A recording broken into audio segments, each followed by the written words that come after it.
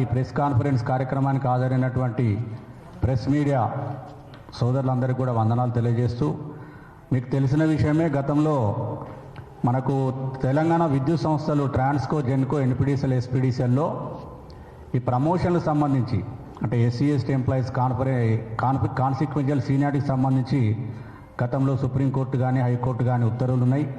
అదేవిధంగా గతంలో బీఆర్ఎస్ ప్రభుత్వం ఆధ్వర్యంలోనే ఈ యొక్క స్పెషల్గా ఆర్డర్ కూడా ఇవ్వడం జరిగింది. ఎందుకంటే తెలంగాణ రాష్ట్రం ఏర్పడడం నుంచి ఇచ్చినటువంటి ప్రమోషన్లన్నీ కూడా సమీక్షించి నష్టపోయిన బీసీఓసీ ఉద్యోగులకు ప్రమోషన్లు ఇవ్వాలని ప్రత్యేకంగా ఆర్డర్స్ ఉన్నప్పటికీ ఆనాడు ప్రభుత్వము తాత్సారం చేసి చేయలేదు. మరి కాంగ్రెస్ పార్టీ అధికారంలోకి వచ్చిన తర్వాత న్యాయం జరుగుతుంది, ఎందుకంటే ఐఏఎస్ అధికారులని సీఎండీలుగా నియమించడం జరిగింది అనుకున్నాము. కానీ అది కూడా కాకుండా కోర్టులలో పలు కేసులు అసలు లేని అంశం మీదనే కేసులు నడుస్తూ అనేది చాలా దురదృష్టకరము. ఇంకా రెండవ అంశము మెరిట్ కమ్ సీనియారిటీ, అంటే విద్యుత్ సంస్థలలో కానీ పబ్లిక్ డిపార్ట్మెంట్లో కానీ పబ్లిక్ సర్వీస్ కమిషన్ కానీ ఏ రంగాలలో కూడా ఒకసారి నియామకాలు రోస్టర్ పద్ధతిలో 100 పాయింట్ల రోస్టర్ పద్ధతిలో నియమించిన తర్వాత ఆ ఉద్యోగుల యొక్క సీనియారిటీని మెరిట్ మీదనే చేయాల్సి ఉంది.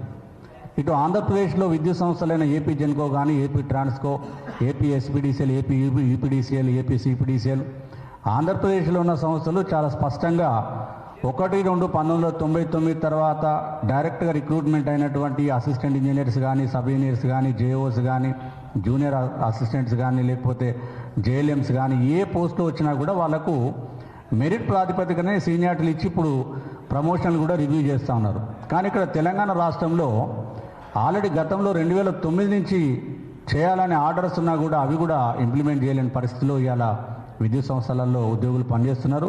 చాలా దురదృష్టకరము. ఒకప్పుడు 2022లోనేమో కండిషనల్ ప్రమోషన్లు ఇచ్చారు.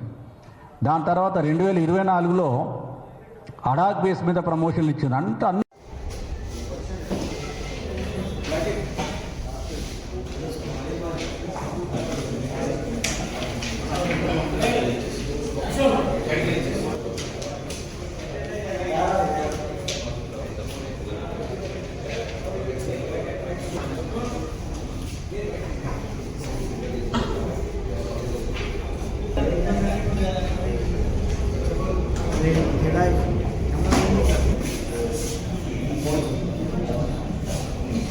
సార్ లైవ్ స్టార్ట్ అయింది